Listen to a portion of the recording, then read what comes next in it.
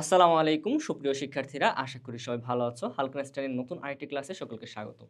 তো আজকে মূলত আমরা এইচএসসি ২৬ এর শিক্ষার্থীদের জন্য একটা চমক নিয়ে আসলাম। সেটা হচ্ছে আমরা অ্যাডমিশনের সময় যে কাজটা করি, অ্যাডমিশনের সময় আমরা কোন টপিক পড়বো, কোন বিষয়টাকে গুরুত্ব দিব এটা অনেক সময় বুঝে উঠি না। এই প্রেক্ষিতে আমরা কিন্তু এক পর্বে আলোচনা করেছিলাম যে আমাদের কোন আমাদের মানবন্টনটা কি এবং কোন সাবজেক্টকে বেশি গুরুত্ব দেওয়া লাগবে। এবং এই পর্বে মূলত আমরা আলোচনা করব একটা সাবজেক্টের ভিতরে যখন আমরা ঢুকবো, ধরি আমরা সাধারণ জ্ঞান নিয়ে যখন আলোচনা করব, সাধারণ জ্ঞানের ভিতরে যখন আমরা ঢুকবো, তখন আমরা অনেকগুলা টপিক পাবো। এই টপিকগুলা থেকে আমরা কিভাবে টপিক বাছাই করব সেটা আমরা এক পর্বে আলোচনা করেছিলাম। অর্থাৎ আমরা যদি কোশ্চেন ব্যাংক সলভ করি, অর্থাৎ প্রিভিয়াস সালের আসা যে কোশ্চেনগুলো সেগুলো যদি আমরা এনালাইসিস করি, তাহলে আমরা বুঝতে পারবো যে আমাদের এই ১০০ টা টপিকের মধ্য থেকে মাত্র এই ৪০ থেকে ৫০ টা টপিক বা এই ৩০ টা টপিক হচ্ছে গুরুত্বপূর্ণ। এই ৩০ টা টপিক হচ্ছে 3 স্টার। তারপরে আমরা সাজাতে পারবো যে আরো ১০ টা টপিক আমরা পড়বো, সেগুলো 2 স্টার। এভাবে আমরা কিন্তু ক্রমান্বয়ে সাজিয়ে গুরুত্বপূর্ণগুলো আগে পড়ে ফেলবো। কারণ আমাদের হাতে কিন্তু সময় কম। আচ্ছা। সুতরাং এই প্রেক্ষিতে আমরা এই কাজটা কি করি? আমরা হচ্ছে টপিক এনালাইসিস করি কোয়েশ্চেন ব্যাংক সলভ করার মাধ্যমে। এটা আমাদের ১ম প্রায়োরিটি। দ্বিতীয় কাজটা হচ্ছে একটা টপিক যখন আমরা সিলেক্ট করি যে এই টপিক থেকে প্রশ্ন আসে। যেমন আমরা আজকে বাংলাদেশের নদ-নদী নিয়ে যদি একটু কথা বলি, তাহলে আমরা বুঝবো যে হ্যাঁ, এই টপিকটা নিয়ে আমরা একটু আলোচনা করি যে কিভাবে এই টপিক থেকে কিভাবে আমাদেরকে কোয়েশ্চেন আসে আমাদের জন্য আরকি। এই বিষয়টা আমরা যদি একটু দেখতে চাই, তাহলে চলো আমরা বিষয়টা সরাসরি আ ইউনিভার্সিটির কোশ্চেনের প্রেক্ষিতে আমরা একটু আলোচনা করার চেষ্টা করি। মূলত আজকে এটা কোনো ক্লাস না। জাস্ট হচ্ছে বুঝার জন্য যে একটা টপিক কিভাবে পড়বো। আমরা ১ম এ বললাম যে একটা টপিক কিভাবে সিলেক্ট করবো। টপিক সিলেক্ট করার জন্য মূল কাজ হচ্ছে কোশ্চেন ব্যাংক এনালাইসিস করা। তোমার কাছে যদি না থাকে আমাদের কাছ থেকে নিয়ে নিবা। আচ্ছা। দ্বিতীয় কাজটা হচ্ছে ওই যে টপিকটা তুমি সিলেক্ট করলা, 3 স্টার দিয়ে রাখলা, সেই টপিক থেকে প্রায় প্রতি বছরই হয়তো কোশ্চেন আসে বা ১ বছর পর আসে। আচ্ছা, ওই টপিকটা থেকে তুমি কিভাবে পড়বা সেটা আমরা যদি একটু এনালাইসিস করি বা সেটা যদি আমরা একটু শিখি, তাহলে আমাদের জন্য কিন্তু ভালো হয়। কম্পিটিশনে আমরা আগে এগিয়ে থাকবো, তাই তো? আচ্ছা চলো। নদীর অধ্যায় আমরা হ্যাঁ, নদ-নদী নিয়ে তোমরা জিওগ্রাফিতে যারা পড়াশোনা করে আসছো অলরেডি কিছুটা জানো নদ-নদী সম্পর্কে, তাই তো? আচ্ছা। এ পর্বে তোমরা হচ্ছে ইউনিভার্সিটিতে আসা কোশ্চেনের প্রেক্ষিতে নদ-নদীর কথা যদি পড়ো, তাহলে দেখবা যে ইউনিভার্সিটিতে গোটা কয়েক নদ-নদী সম্পর্কে বেশি আসে। কারণ হচ্ছে এই নদ-নদীগুলো হচ্ছে বাংলাদেশের প্রধান নদ-নদী। যেমন হচ্ছে পদ্মা, মেঘনা, যমুনা, ব্রহ্মপুত্র, এগুলো হচ্ছে মেইন হচ্ছে আমাদের যে নদীগুলা, তাই তো? এর বাইরে আরো কিছু নদী আমরা দেখব। আচ্ছা, এখন তুমি যদি এই যে একটা টপিক নিলা নদ-নদী, এই টপিকটা থেকে কেমন ধরনের কোশ্চেন আসে? তুমি কি হচ্ছে প্রত্যেকটা নদীর কত দৈর্ঘ্য এটা মুখস্থ করবা? তুমি কি হচ্ছে সেটা সেই নদীতে সেই নদীর কাজ কি সেটা মুখস্থ করবা? সেই নদীর কোথায় কি আছে সেটা মুখস্থ করবা? অবশ্যই না। সেই নদীর কোথায় বন্দর আছে সেটাও তোমার জানার কিন্তু প্রয়োজন নাই। আচ্ছা, কোনটা জানার প্রয়োজন আর কোনটা জানার প্রয়োজন নাই এইটাই হচ্ছে তোমাকে বের করতে হবে। অর্থাৎ তাহলে তোমার স্ট্র্যাটেজিটা হবে যে একটা টপিক নিলাম আমি নদী। এই নদী টপিকের আমি দেখব যে এই নদী টপিকের আলোকে বিগত সালের কি কোশ্চেন আসছে, কোন ধরনের কোশ্চেন আসছে।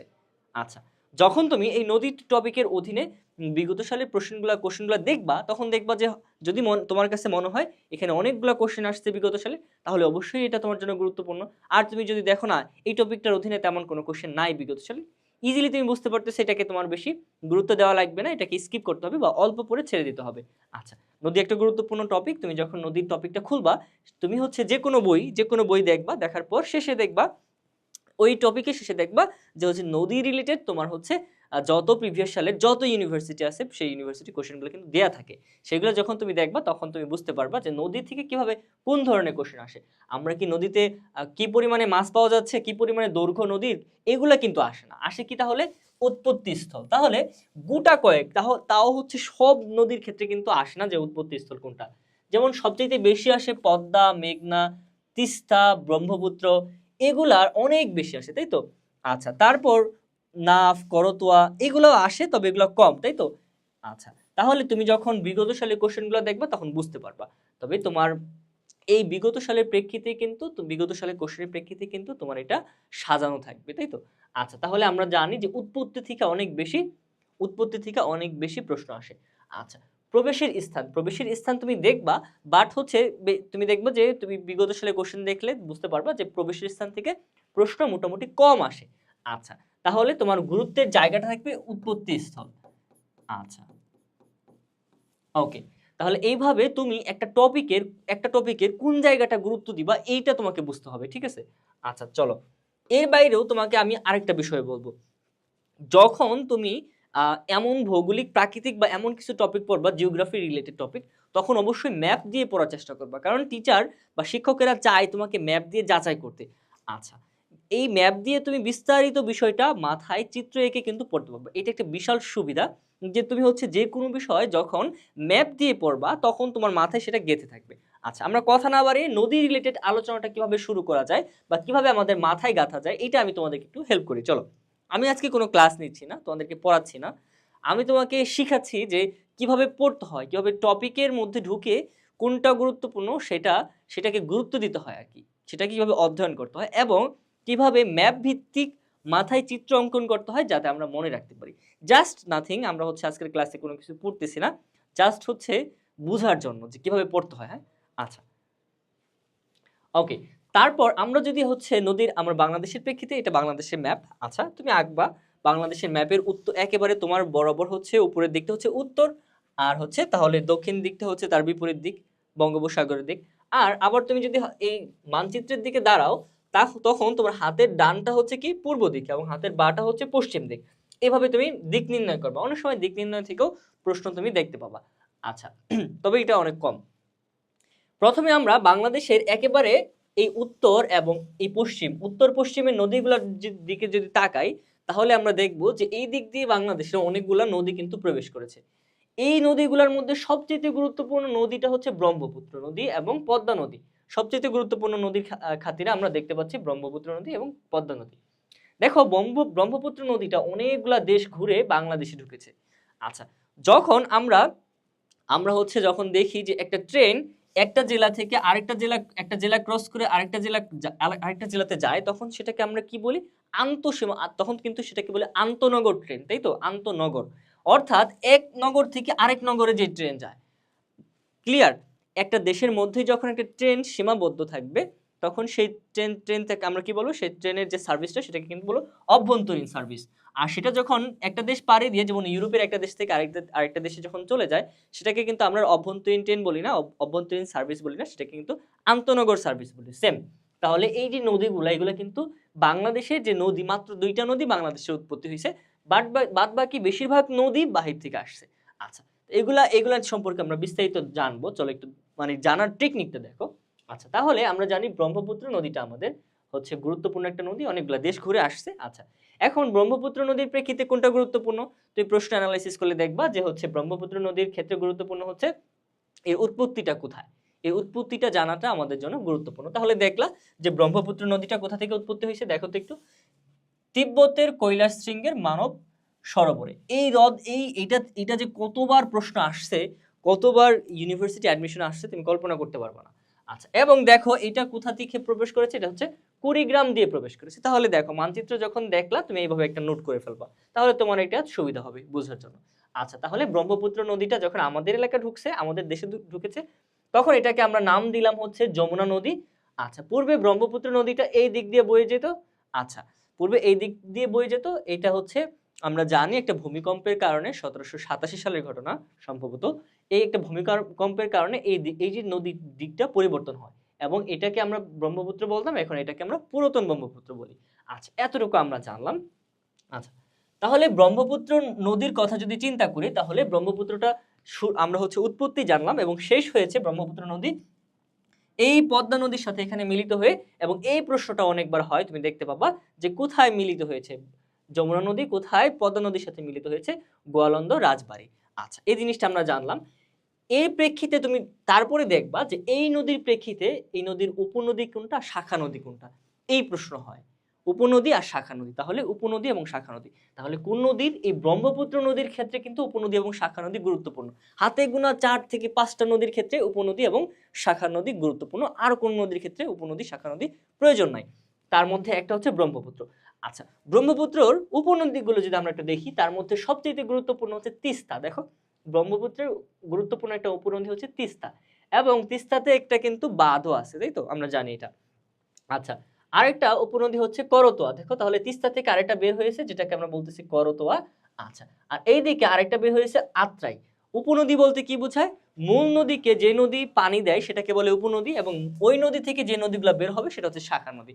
আচ্ছা, তাহলে এখানে আমরা কয়েকটা তিস্তা, করতো, আত্রাই, তিনটা নদী পেলাম, ব্রহ্মপুত্র নদী, উপনদী, এবং ব্রহ্মপুত্র নদীর অনেকগুলা শাখা নদী আছে, তাই তো? তার মধ্যে আমরা হচ্ছে এই শাখা নদীগুলো সম্পর্কে কিন্তু আমরা এখানে আইডিয়া রাখি নাই, বাট হচ্ছে তুমি ব্রহ্মপুত্র নদীর শাখা নদীও তুমি পড়ে ফেলবা, মাত্র একটা দুইটা গুরুত্বপূর্ণ শাখা নদী আছে। আচ্ছা, তাহলে এই ব্রহ্মপুত্র নদী সম্পর্কে আমরা জানলাম মোটামুটি। আচ্ছা, এইখান অর্থাৎ আমার হাতে গোনা 5টা নদী সম্পর্কে পড়লে আমার এনাফ। তার মধ্যে গুরুত্বপূর্ণ একটা নদী ব্রহ্মপুত্র নদী। মোটামুটি মোটামুটি ব্রহ্মপুত্র নদী সম্পর্কে কোনো প্রশ্ন আসা থাকলে আমি পারবো। আচ্ছা, আরেকটা বিষয় দেখো, সরি, ব্রহ্মপুত্র নদী বাংলাদেশে তো যমুনা নদী নামে পরিচিত। এই যে যে অঞ্চল, এখানকার যে অঞ্চল, তোমাকে হচ্ছে, তুমি তো বাংলাদেশের ম্যাপ সম্পর্কে তোমার একটা আইডিয়া থাকা লাগবে। অবশ্যই তুমি তুমি অ্যাডমিশন দিবা, বাংলাদেশের ম্যাপ জানবা না সেটা কিন্তু হয় না। অবশ্যই বাংলাদেশের ম্যাপ সম্পর্কে একটা আইডিয়া থাকা লাগবে। বাংলাদেশের একটা ম্যাপ সম্পর্কে আইডিয়া থাকলে তুমি জানো যে এই জায়গাটা হচ্ছে সিরাজগঞ্জ, একটা জেলার নাম। এই জেলার উপর দিয়ে কি এই নদীটা কিন্তু প্রবাহিত হয়েছে। এই জেলার কোন তীর দিয়ে দেখো, এই জেলাটা হচ্ছে এই এই নদীটার খুবই একেবারে নিকটবর্তী একটা জায়গা, তো এই জেলা থেকে কিন্তু প্রশ্ন হয়। আচ্ছা, তাহলে আমরা ব্রহ্মপুত্র নদী সম্পর্কে জানলাম। এর বাইরে আমরা জানতে পারি, আচ্ছা, আরেকটা বিষয় দেখো, এই সিকিম পর্বত থেকে ব্রহ্মপুত্র এবং হচ্ছে তিস্তা নদী, আমরা দেখবো যে এই দুইটা নদীর উৎপত্তি, সরি ব্রহ্মপুত্র না, এদিকে আত্রাই এবং তিস্তার কথা বলবো। আচ্ছা, এই সিকিম পর্বত থেকে এই দুইটা নদী উৎপত্তি। আচ্ছা, এগুলো তেমন একটা গুরুত্বপূর্ণ না, তারপরে হচ্ছে যেহেতু তিস্তা নদীটা গুরুত্বপূর্ণ, সেই ক্ষেত্রে আমরা সিকিম পর্বতের কথাটা মাথায় রাখবো উৎপত্তির খাতিরে। আচ্ছা, এরপর যদি আমরা লক্ষ্য করি, দেশের গুরুত্বপূর্ণ আরেকটা নদী হচ্ছে পদ্মা নদী। আচ্ছা, এই পদ্মা নদী দেখো, পদ্মা নদীর কথা যদি চিন্তা করো, এটা চাঁপাইনবাবগঞ্জ দিয়ে প্রবেশ করেছে দেশে, এবং এই নদীটা ভারতে হচ্ছে গঙ্গা নামে পরিচিত, এবং এটা হিমালয়ের পর্বতের হিমালয় পর্বতের গঙ্গোত্রী হিমবাহ এই অঞ্চল থেকে এই পদ্মা নদীর কিন্তু উৎপত্তি। তাহলে উৎপত্তিটা খুবই গুরুত্বপূর্ণ, এবং এই প্রশ্ন নিয়ে, উৎপত্তি প্রশ্ন নিয়ে কিন্তু প্রায় মনে করো 20টার মতো কোশ্চেন কিন্তু চলে আসছে। আচ্ছা, তারপরে লক্ষ্য করো, পদ্মা নদী মিলিত হইল যমুনার সাথে কোথায়? গোয়ালন্দ ঘাটে, যেটাকে দৌলতদিয়াও বলা হয়, রাজবাড়ী। এবং তারপর এই পদ্মা নদীটা সামনে কোন দিকে বলতো? এটা হচ্ছে পশ্চিম, এটা কোন দিক বলতো? এটা হচ্ছে আমাদের খাতিরে পূর্ব দিক, তাই তো? দক্ষিণ পূর্ব দিকে অগ্রসর হয় এবং চাঁদপুরে গিয়ে মেঘনার সাথে মিলিত হয়। আচ্ছা, এই পর্যন্ত আমরা পদ্মার খাতিরে এই পর্যন্ত আমরা পড়লাম। আচ্ছা, এবার তুমি আমাকে কয়েকটা প্রশ্নের উত্তর দাও। বিগত সালে প্রশ্ন আসছে, যেমন ঢাকা ইউনিভার্সিটির বি ইউনিটে আসছে 11-12 সালে, তিস্তাবাদ বাংলাদেশের কোন জেলায় অবস্থিত? আচ্ছা, ওই সময় এটা অনেক গুরুত্বপূর্ণ ছিল, এটা এই জন্য ওখান থেকে প্রশ্নটা আসছে। এবং নদী কেন্দ্রিক দেখো, এটা হচ্ছে কোন জেলায়? দেখো, খুলনা কোন জেলা? এখন তুমি যদি বাংলাদেশের মানচিত্র তোমার কাছে যদি থাকে, অর্থাৎ তুমি যদি জানো, তাহলে কিন্তু বুঝতেছো যে খুলনা কিন্তু আরেকটা জেলা, পাবনা আরেকটা অঞ্চল, কুষ্টিয়া আরেকটা অঞ্চল। অর্থাৎ এই তিস্তা এলাকার কথা যখন চিন্তা করবা, তখন তুমি চিন্তা করতে পারতেছো লালমনিরহাট, অর্থাৎ একেবারে রংপুর বিভাগের যে জেলাগুলো, সেই জেলাগুলোর কথা কিন্তু একটা জেলার কথাই কিন্তু বলা আছে। সুতরাং তিস্তা বাঁধের কথা কিন্তু বললেই তুমি লালমনিরহাটের কথা চিন্তা করতে পারতেছো, এগুলা মাইনাস করতে পারতেছো, তাই তো?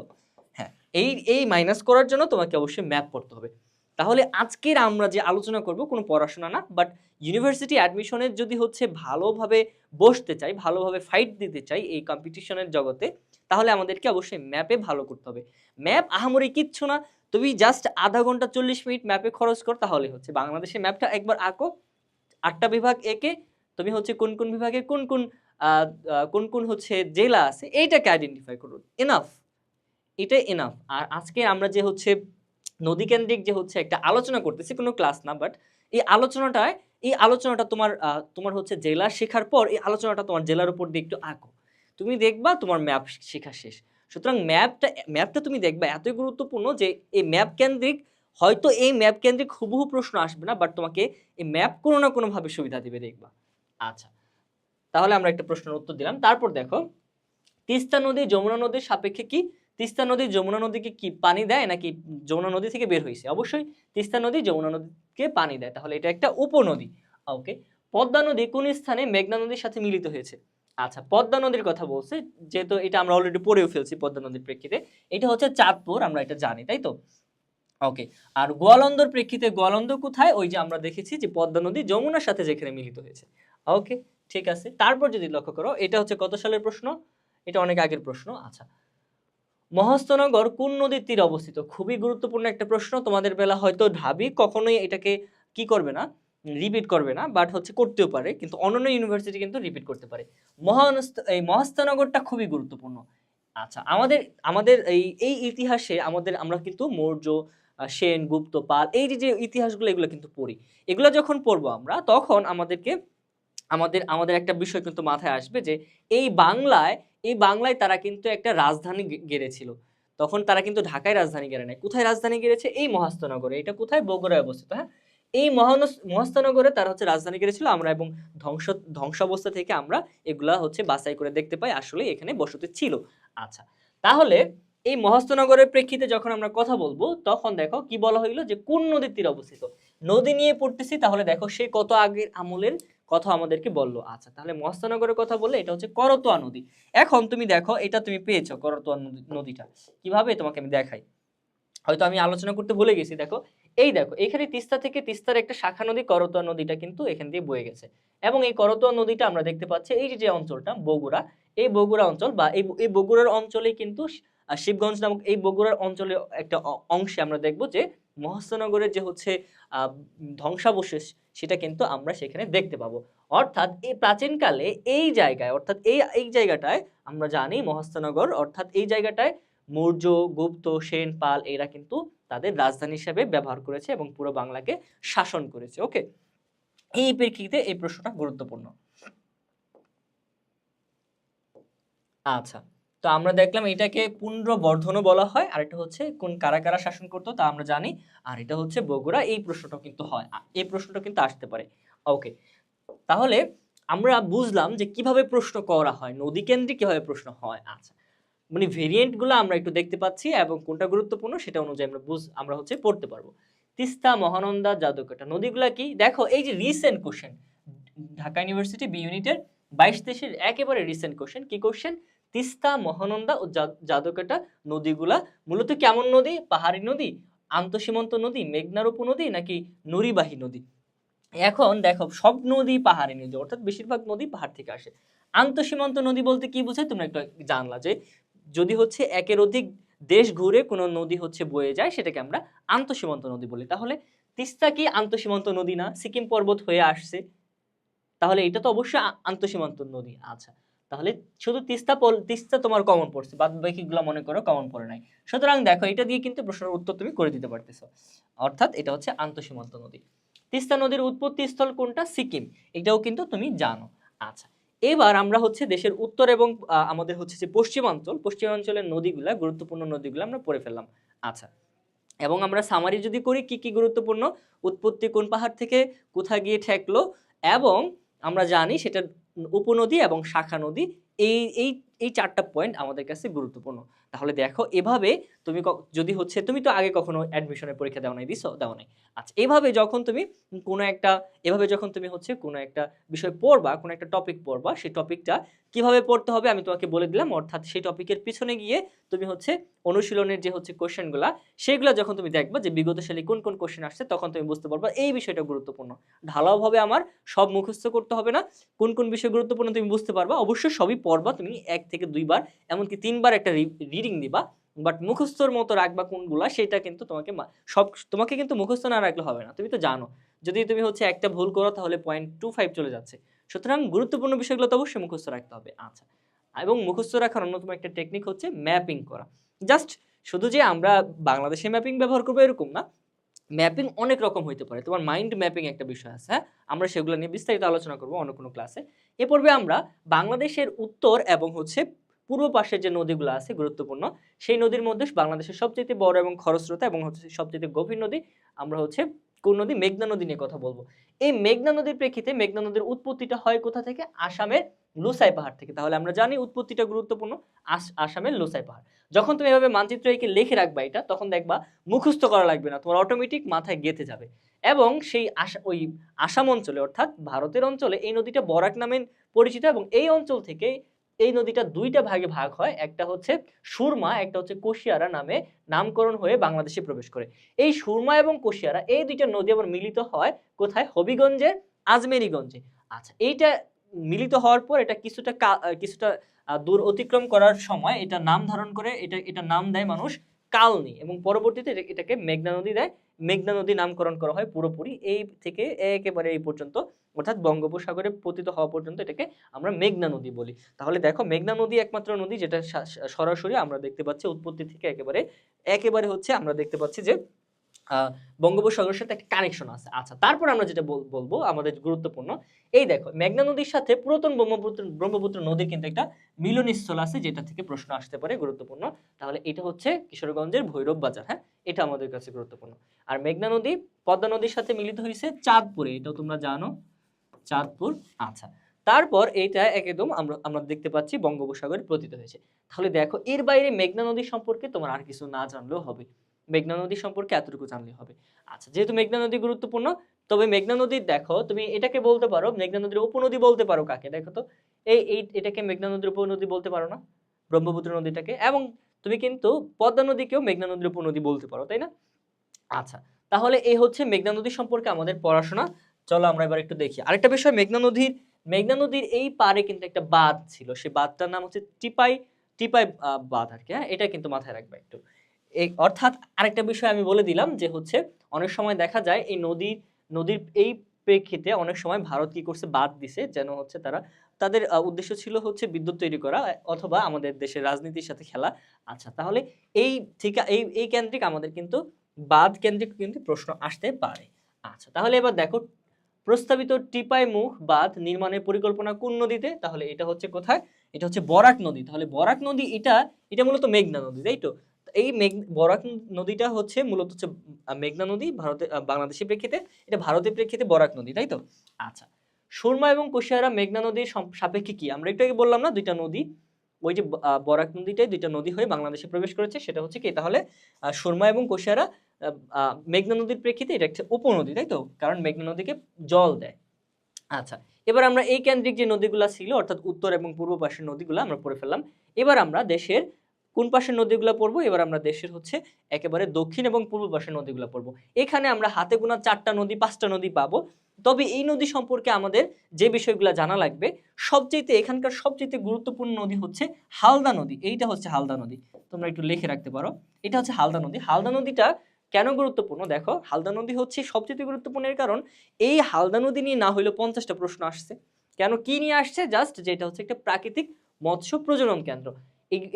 এখান থেকে বিসিএস বলো, চাকরি পরীক্ষা বলো, অনেক পরীক্ষা এখান থেকে প্রশ্ন আসে। আচ্ছা, এই হালদা নদীটা কোথা থেকে উৎপত্তি, দেখো এটা খাগড়াছড়ির বদনাতলি পাহাড় থেকে। এই যে দেখো একমাত্র নদী যে নদীটা বাংলাদেশের অঞ্চল থেকেই উৎপত্তি হয়েছে, এবং দেখো বাংলাদেশে কিন্তু এটা শেষ হয়েছে। আচ্ছা, হালদা নদীটা আমরা পরবর্তীতে দেখলাম যে একটা উপনদী হিসেবে, এই কোন নদীর উপনদী, কর্ণফুলী, এটা হচ্ছে কর্ণফুলী নদী, বিখ্যাত নদী। এই কর্ণফুলী নদীর উপনদী হিসেবে কিন্তু পরবর্তীতে অর্থাৎ হালদা নদী কর্ণফুলীর সাথে মিলে গেছে। আচ্ছা, কোন স্থলে মিলেছে, এই স্থলটা গুরুত্বপূর্ণ, কালুরঘাট, চট্টগ্রাম, যেখান থেকে বেতার যুগে স্বাধীনতা সংগ্রামের যে বার্তা সেটা কিন্তু প্রচারিত হয়েছিল। আচ্ছা, তো এটাই আমরা একটু মাথায় রাখবো, হালদা নদী আমরা শুনলাম। তারপর হচ্ছে আমরা দেখবো হচ্ছে কর্ণফুলী নদী। কর্ণফুলী নদীর কথা আমরা জানলাম যে কর্ণফুলী নদীটা হচ্ছে কোথায় উৎপত্তি, এটা হচ্ছে মিয়ানমারে, এটা হচ্ছে ভারতে, এটা হচ্ছে কোথায়, মিজোরামের লুসাই পাহাড়ে। ওকে, এটা আমরা দেখলাম। আর একটা মোটামুটি গুরুত্বপূর্ণ সাঙ্গু নদী এবং নাফ নদীর কথা যদি চিন্তা করো, সেম, তারা হচ্ছে আরকান পাহাড় থেকে আসছে এই দুইটা নদী। তাহলে কোন দুইটা নদী আরকান পাহাড় থেকে আসছে, সাঙ্গু এবং নাফ নদী। এখন এখানে গুরুত্বপূর্ণ যে প্রশ্নটা আসে, নাফ নদীটা হচ্ছে দেখো এই বাংলাদেশের সীমানা, এই পাশেটা হচ্ছে মিয়ানমারের সীমানা, মিয়ানমার এবং বাংলাদেশকে পৃথক করেছে কোন নদী, নাফ নদী, এই প্রশ্নটা হয়, হ্যাঁ। আচ্ছা, তাহলে দেখো আরেকটা নদী আমরা এখানে পাবো, সেটা হচ্ছে মাতামুহুরী নদী, সেটা হচ্ছে দেখো বান্দরবনের লামার মাইভোর পর্বত থেকে এটা আসছে। অর্থাৎ আমরা তাহলে মাতামুহুরী এবং হালদা নদীর কথা চিন্তা করতে পারি, যেগুলো হচ্ছে বাংলাদেশের উৎপত্তি। আচ্ছা, যদিও এটা বাংলাদেশের উৎপত্তি, অনেক সময় এটাকে হচ্ছে মায়ানমারের নদী হিসেবে চিন্তা করা হয়, কারণ এটা মায়ানমারের খুব কাছে, এই জন্য, হ্যাঁ। আচ্ছা, আর কিছু না, তাহলে আমাদের কিন্তু এই অঞ্চলের যে নদীগুলো সেই নদীগুলো সম্পর্কে পড়াশোনা হয়ে গেল। আচ্ছা, তো আচ্ছা নেক্সট, তাহলে আমরা কিছু প্রশ্নের উত্তর করি, চলো বিগত সালের প্রশ্ন।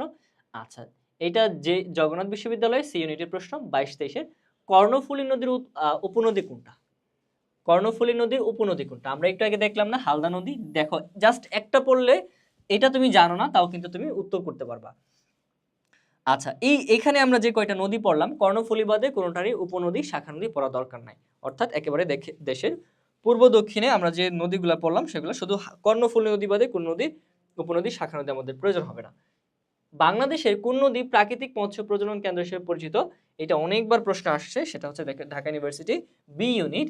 এটা হচ্ছে কি কোন নদী দেখো তো, এটা হচ্ছে হালদা নদী, যেটা হচ্ছে কর্ণফুলী নদীর উপনদী। আচ্ছা, এই পর্বে আমরা দেখো এর বাইরেও প্রশ্ন আসে, এর বাইরেও কেমন প্রশ্ন আসে, অনেক সময় তোমাকে বলতে পারে যে বাংলাদেশে গুরুত্বপূর্ণ 3টা আন্তর্জাতিক কি আছে, সমুদ্র বন্দর আছে, যেমন হচ্ছে একটা হচ্ছে আমরা জানি চট্টগ্রাম সমুদ্র বন্দর দেশের সবচেয়ে গুরুত্বপূর্ণ সমুদ্র বন্দর, 90% ইম্পোর্ট এক্সপোর্ট যেখান দিয়ে হচ্ছে সম্পন্ন হয়। তো এই সমুদ্র বন্দরের প্রেক্ষিতে যদি কথা বলি, তাহলে এই সমুদ্র বন্দরটা কোন নদীর তীরে অবস্থিত? তখন তোমাকে উত্তর করতে হবে এটা হচ্ছে কর্ণফুলী নদীর তীরে অবস্থিত। আচ্ছা, তারপর যদি দেখো তাহলে তোমাকে বলতে পারে পায়রা সমুদ্র বন্দর, দ্বিতীয় গুরুত্বপূর্ণ যে সমুদ্র বন্দর, সেটা কোথায় অবস্থিত? এটা হচ্ছে এটা হচ্ছে পটুয়াখালীতে রাবানবাদ চ্যানেলে কথার সাপেক্ষে আসলো আমরা বললাম। এবং মংলা সমুদ্র বন্দর কোন নদীর তীরে অবস্থিত? নদী প্রেক্ষিতে এই প্রশ্নগুলো কিন্তু হতে পারে। আচ্ছা, সেই প্রেক্ষিতে তোমাকে উত্তর করতে হবে পশুর ও মংলা নদী। আচ্ছা, তাহলে আমরা নদীর প্রেক্ষিতে যে প্রশ্নগুলো ছিল বললাম, অর্থাৎ নদী এবং আমাদের পোর্টগুলো আর কি। আচ্ছা, এইবার আমরা হচ্ছে দেশের দক্ষিণ এবং পশ্চিম অঞ্চলে যে নদীগুলো আছে, অর্থাৎ পদ্মা নদী থেকে যে উপনদী শাখা নদীগুলো গিয়েছে, অর্থাৎ এটা কি শাখা নদী না? অবশ্যই এটা শাখা নদী, কারণ হচ্ছে পদ্মা নদী থেকে এই নদীগুলা জল নিছে বা এই পদ্মা নদী থেকে এগুলো বের হয়েছে। আচ্ছা, তাহলে এটা হচ্ছে শাখা নদী। পদ্মা নদীর গুরুত্বপূর্ণ শাখা নদীর মধ্যে একটা শাখা নদী হচ্ছে আড়িয়াল খাঁ। তোমরা অনেকে এইটা নামের সাথে কিন্তু পরিচিত। আচ্ছা, আড়িয়াল খাঁ। তারপর দেখো আরেকটা শাখা নদী গেছে গড়াই, এবং গড়াই থেকে আরো দুইটা বের হয়েছে ভৈরব এবং মধুমতি, এবং এই দিক থেকে কপোতাক্ষ নদ আরেকটা নদ গেছে। কপোতাক্ষ নদের সাথে কিন্তু তোমরা অনেকে পরিচিত, মাইকেল মধুসূদন দত্তের সাথে পরিচিত, যেহেতু মাইকেল মধুসূদনের গুরুত্বপূর্ণ একটা সাহিত্যকর্মই আছে এই কপোতাক্ষ নদ কেন্দ্রিক, তাই তো? আচ্ছা, তাহলে কপোতাক্ষ নদ সম্পর্কে তোমরা অনেকে অবগত আছো অলরেডি। আচ্ছা, আরেকটা বিষয় দেখো, এই আমাদের এই পদ্মা নদীর শাখা নদীগুলো আমাদের এক নজরে দেখলে কিন্তু হয়ে গেল। তো এগুলো মুখস্থ করতে গেলে অনেক সময় মনে থাকবে না, এই জন্য তোমরা কি করবা, এগুলো হচ্ছে এভাবে যদি দাগ দিয়ে পড়ো যে এটা আড়িয়াল খাঁ, তারপরে মধুমতি, এই মাথায় ম্যান ম্যাপিং করবা কিভাবে, এটা আড়িয়াল খাঁ, তারপর তোমার মাথায় থাকবে, তারপর মধুমতি, তারপর মানে গড়াই থেকে বের হয়েছে মধুমতি ভৈরব, এটা একবার তুমি লেখো, আর এই পাশে হচ্ছে কপোতাক্ষ, দেখবো তোমার মুখস্থ করা লাগে নাই, তোমার অলরেডি তোমার মাথায় গেঁথে গেছে। আচ্ছা, আরেকটা বিষয় হচ্ছে দেখো পদ্মা নদীর দুইটা উপনদী আছে গুরুত্বপূর্ণ, একটা হচ্ছে কি মহানন্দা, আর একটা হচ্ছে পুনর্ভবা, পদ্মা নদীর উপনদী। তাহলে এইটাও একটু তুমি দেখে রাখলা, তাহলে তুমি বুঝতে পারলা যে হচ্ছে আমার কি কি পড়া লাগবে। আমাদের নদী নিয়ে আলোচনা শেষ, আলটিমেটলি আমি তোমাকে পড়ালাম না কিছু, বাট আমি তোমাকে দেখালাম যে কিভাবে পড়তে হয় আর কি। হ্যাঁ, তাহলে আমরা নদী সম্পর্কে ওভারঅল একটা আইডিয়া পেলাম। এই যে আইডিয়াটা, এই আইডিয়াটা যদি ম্যাপটা যদি তুমি একবার আঁকো এবং আমি যা যা বললাম এগুলো যদি লিখো, তোমার পড়তে হবে না, অটোমেটিক মাথা ক্যাচ করবে। যেমন তোমাকে বলতে পারে যে ভৈরব নদীর প্রেক্ষিতে তোমাকে বলতে পারে যে ভৈরব নদীর প্রেক্ষিতে ভৈরব নদীর সাথে কোন জেলা জড়িত। এখন খুলনা বিভাগের একটা জেলা দিল, এদিক থেকে চট্টগ্রাম বিভাগের একটা জেলা দিল, এদিকে সিলেট বিভাগ, এদিকে রংপুর। তখন তুমি কিন্তু ইজিলি বুঝতে পারবা, যদি হচ্ছে খুলনা বিভাগের এবং প্রত্যেকটা বিভাগের জেলাগুলো সম্পর্কে জানো, তাহলে তুমি বুঝতে পারবা যে এটা হচ্ছে ভৈরবটা হচ্ছে খুলনা বিভাগের সাথে জড়িত, তাই তো? তখন কিন্তু তোমার উত্তর করতে সহজ হবে তোমার কাছে। আচ্ছা, তাহলে আমরা কিভাবে পড়তে হয় সেটা সম্পর্কে বিস্তারিত একটা আইডিয়া কিন্তু জেনারেট করলাম। আচ্ছা, টপিকগুলা কিভাবে আমরা পড়বো। আচ্ছা, তাও এই দেখো নদীগুলা কোন কোন গুরুত্বপূর্ণ নদী আমরা অলরেডি পেয়েছি অনেকগুলা, এবং সেই নদীগুলার মিলনস্থল, এই মিলনস্থল থেকে প্রশ্ন আসে আমরা জানি। আচ্ছা, এইটা আমাদের কাছে গুরুত্বপূর্ণ। তারপর যদি আমরা দেখি সংখ্যায়, এখন সংখ্যা থেকে বাংলাদেশের প্রেক্ষিতে কোনো প্রশ্ন আসে না। তুমি যদি এটা তাহলে দেখো এই সংখ্যাগুলো তোমার আলটিমেটলি মুখস্থ করা লাগবে না। কেন লাগবে না? কারণ হচ্ছে তুমি টপিকের শেষে গিয়ে দেখলা এগুলো আসে না, ফাও এগুলা তুমি মুখস্থ করবে না, তুমি 2 থেকে 3 বার রিডিং দিবা। যখন 2 থেকে 3 বার রিডিং দিবা অটোমেটিক তোমার মাথায় গাঁথবে। আচ্ছা, এখানে একটা বিষয় দেখো যে বাংলাদেশে মোট অভিন্ন বা আন্তঃসীমান্ত নদী হচ্ছে 17টি, অর্থাৎ আন্তঃসীমান্ত নদী বলতে 57টি। আন্তঃসীমান্ত নদী বলতে তো তুমি জানো এটা কি, তুমি যৌথ নদী কমিশনকে গুরুত্ব দিলা। আচ্ছা, এদিক থেকে ভারতের সাথে বাংলাদেশের নদী আছে 4টি এবং মায়ানমারের সাথে আছে 3টি, তাই তো? আচ্ছা, এগুলো আমরা অলরেডি জানি বা অলরেডি আমরা দেখে আসছি, তাই তো? আচ্ছা, এগুলো থেকে সাধারণত প্রশ্ন আসে না। বাংলাদেশের নদীর সংখ্যা কত? 700টি, আবার কোন সূত্রে 1008টি। এই প্রেক্ষিতে এই তর্কে আমরা যাব না, বাট এগুলো থেকে প্রশ্ন তেমন একটা আসে না, তুমি দেখতে পাবা। উপনদী, শাখা নদী সহ নদী বিধৌত অঞ্চল হচ্ছে বাংলাদেশে 22,000 কিলোমিটার। বাংলাদেশের ক্ষুদ্র নদী কোনটা? গাঙ্গিনা, এটা দেখতে পারো। আচ্ছা, দেখো এই গাঙ্গিনা শব্দটা যদি তুমি আজ আর নাও পড়ো, তবে তোমার কিন্তু মাথায় থাকবে, অবশ্যই তুমি এটা উত্তর করতে পারবা, তাই তো? আচ্ছা, নাফ নদীর দৈর্ঘ্য কত? নাফ নদীর দৈর্ঘ্য হচ্ছে 56 কিলোমিটার। সাধারণত নদীর দৈর্ঘ্য আমাদের আসে না, তাই তো?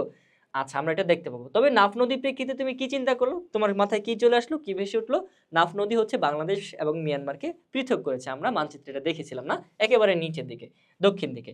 আচ্ছা, বাংলাদেশ হতে ভারতে প্রবেশকারী নদী কোনটি? একমাত্র নদী বাংলাদেশ থেকে ভারতে প্রবেশ করেছে সেটা হচ্ছে কুলিক নদী। এইটা একটা ইউনিক কোয়েশ্চেন, তুমি এটা মাথায় রাখতে পারো। ওকে, বাংলাদেশ হতে ভারতে গিয়ে পুনরায় বাংলাদেশে প্রবেশ করেছে এরকম নদী কোনগুলা? এইরকম নদী আছে আত্রাই, পুনর্ভবা, মহানন্দা, টাঙ্গন। আচ্ছা, এখান থেকে আমরা কয়েকটা নদীর নাম দেখে রাখলাম। বাংলাদেশের নদ কোনগুলা? নদ কোনগুলা অর্থাৎ নদী এবং নদ আমরা লিঙ্গের একটা চিহ্ন কিন্তু আমরা এখানে দেখতে পাচ্ছি। অর্থাৎ নদ বলতে আমরা পুরুষ পুরুষ পুরুষ লিঙ্গকে বোঝাচ্ছি, তাই তো? সেক্ষেত্রে আমরা বলতে পারি, দেখো, ব্রহ্মপুত্র, কপোতাক্ষ এবং আড়িয়াল খাঁ। আচ্ছা, এই তিনটা তুমি জাস্ট একটু র্যান্ডম দেখে রাখো তাহলেই হচ্ছে। আচ্ছা, তারপর পদ্মা নদী, এই তিনটা নদী কিন্তু তুমি দেখে আসছো, তাই না? হ্যাঁ, পদ্মা নদী প্রবাহিত হয়েছে 4টি দেশে, চীন, নেপাল, ভারত এবং বাংলাদেশ। তাহলে পদ্মা নদীর কথা তুমি একটু মাথায় রাখো, আর হচ্ছে ব্রহ্মপুত্র নদীর কথা একটু মাথায় রাখো, যে কয়টা দেশ তারা পাড়ি দিয়ে বাংলাদেশে প্রবেশ করেছে। ওকে, এগুলো আমরা দেখেছি। আচ্ছা, নেক্সট চলো আমরা এবার একটু কয়েকটা প্রশ্ন সমাধান করি। ধানসিঁড়ি নদী কোন জেলায় অবস্থিত? আচ্ছা, ধানসিঁড়ি নদী নিয়ে আমরা কোনো কথা বলি না কিন্তু, হ্যাঁ, আমরা কিন্তু কোনো পড়াশোনা করি নাই। এখন দেখো, এই নদীগুলা ভৌগোলিক যে হচ্ছে ম্যাপ, সেই ম্যাপ থেকে তোমার আসে না অনেক সময়। এই নদীগুলো অনেক সময় ইতিহাস থেকে আসে বা সাহিত্য থেকে আসে। তেমনি ধানসিঁড়ি নদীটা হচ্ছে সাহিত্যের সাথে জড়িত। আচ্ছা, সাহিত্যের সাথে জড়িত এবং কিছু কিছু নদী আছে যেগুলো জেলার সাথে হুবহু সম্পর্কিত। আচ্ছা, এরকম কয়েকটা জেলা এবং নদীর নাম আমরা পাশাপাশি অবশ্যই পড়ব। আমি কয়েকটা জেলার নাম রাখছি এবং নদীর নাম রাখছি এই জন্য, বোঝানোর জন্য। দেখো, এই যখন তুমি এই প্রশ্নটা পড়লা যে ধানসিঁড়ি নদীটি কোন জেলায় অবস্থিত, তখন তোর মাথায় আসলো ধানসিঁড়ি নদীটা আমি কোথায় যেন পড়েছি, আবার আসিব ফিরে, ধানসিঁড়িটির তীরে, আমরা হচ্ছে কোথায় যেন পড়েছি না? হ্যাঁ, জীবনানন্দ দাশ। এই প্রশ্নটা আসতে পারে। এই প্রশ্ন না এসে এই নদী দিয়ে তোমাকে বলতে পারে কোন সাহিত্যিকের সাথে এটা সম্পর্কিত, জীবনানন্দ দাশ, তাই তো?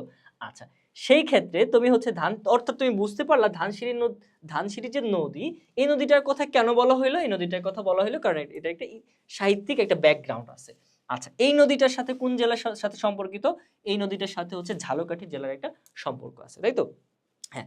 আচ্ছা, এখন আমরা জানি কিছু নদীর সাথে কিছু জেলার হুবহু সম্পর্ক, আমরা একটু আগে বলে আসছিলাম না? এটা বুঝবা কিভাবে? তোমরা অলরেডি কিন্তু জানো। যেমন সিরাজগঞ্জের সাথে কোন নদীর সম্পর্ক আছে বলো তো? সিরাজগঞ্জের সাথে অবশ্যই কোন নদীর সম্পর্ক আছে তুমি জানো, যমুনা নদী। আবার লালমনিরহাটের সাথে তিস্তা নদীর সম্পর্ক আছে। সিলেটের সাথে কোন নদীর সাথে? সুরমা বা কুশিয়ারা। এই দেখো, তুমি কিন্তু বলে দিতে পারতেছো, তাই না? আচ্ছা, আবার চাঁপাইনবাবগঞ্জের সাথে কোন নদীর সম্পর্ক আছে? অবশ্যই পদ্মা নদী। চাঁদপুরের সাথে কোন নদীর সম্পর্ক আছে? পদ্মা মেঘনা 2 নদী। অর্থাৎ তুমি কিন্তু এভাবে বলে দিতে পারতেছো কোন নদীর সাথে কোন নদীর সম্পর্ক আছে। এরকম কয়েকটা হাতে গোনা 8 থেকে 10টা নদীর সাথে, কয়েকটা জেলার সাথে একটু দেখবা। এটা তেমন গুরুত্বপূর্ণ না, বাট আমরা একটু দেখে রাখবো। চলো একটু দেখি। যেমন খুলনার সাথে দেখো, এই যে একটু আগে দেখে আসলে না, ভৈরব। ভৈরব নদীটা একটু আগে তুমি দেখে আসলে না, খুলনা বিভাগে এটা, এবং খুলনা। হ্যাঁ, তাহলে আরেকটা দেখে রাখো, রূপসা, খুলনা এবং রূপসা। ওকে, গোপালগঞ্জের সাথে হচ্ছে মধুমতি নদীর হচ্ছে সম্পর্ক আছে। হ্যাঁ, আচ্ছা, যমুনার সাথে সিরাজগঞ্জ, এভাবে। তারপরে তোমাকে যদি বলি আর তিতাস নদীর সাথে কোন জেলার সম্পর্ক আছে, অবশ্যই তুমি বলবা তিতাস ঘেষ ক্ষেত্র ব্রাহ্মণবাড়িয়া। ঠিক আছে, ব্রাহ্মণবাড়িয়া উত্তর। এভাবে কিন্তু তুমি উত্তর করতে পারো, তাই তো? আচ্ছা, অর্থাৎ এখানে আমরা হাতে গোনা 8 থেকে 10টা জেলা পাশাপাশি এবং নদী পাশাপাশি দেখলে আমরা বুঝতে পারবো কোনটা গুরুত্বপূর্ণ। ঢাকার প্রেক্ষিতে আমরা বললে আমরা সাধারণত বুড়িগঙ্গাকে প্রায়োরিটি দেবো, তাই তো? হ্যাঁ। আচ্ছা, যে নদীর পূর্ব নাম দোলাই। দোলাই হচ্ছে বুড়িগঙ্গা নদীর পূর্ব নাম। পূর্ব নাম নিয়ে আমাদের কাছে তেমন কোনো তথ্য নাই। হাতে গোনা 2 থেকে 3টা নদীর পূর্ব নাম আছে, ওইগুলো একটু দেখে রাখতে পারো এবং ইউনিক, তাই হচ্ছে এখান থেকে প্রশ্ন আসতে পারে। আচ্ছা, তাহলে তুমি এই ইউনিক জায়গাটা আইডেন্টিফাই করতে পারো। আচ্ছা, এইভাবে আমরা আমাদের আমাদের হাতে নদী কেন্দ্রিক যেই প্রশ্নগুলো আসে সেগুলো নিয়ে কিন্তু আলোচনা করতে পারি। তাহলে ওভারঅল যদি সামারি করি নদী কেন্দ্রিক প্রশ্ন, তাহলে কি দাঁড়ায়? উৎপত্তি কোন জেলা দিয়ে প্রবেশ করেছে এবং কোথায় মিলিত হয়েছে, এবং সেই নদীর উপনদী এবং শাখা নদী, এগুলো পড়লেই মোটামুটি আমাদের কমন চলে আসে, তাই তো? আচ্ছা, ওভারঅল এটাই ছিল আজকে আমাদের আলোচনা, যে আমরা কিভাবে পড়বো, কিভাবে ম্যাপ দিয়ে পড়বো, এবং অবশ্যই ম্যাপটা শিখে ফেলতে হবে। আচ্ছা, এই ম্যাপ কেন্দ্রিক আমরা ভিডিও বানাবো সামনে। আচ্ছা, আজকে এই পর্যন্তই। সকলের জন্য শুভকামনা। দেখা হবে ক্যাম্পাসে। সকলকে চার দাওয়াত রইল ক্যাম্পাসে। আসসালামু আলাইকুম।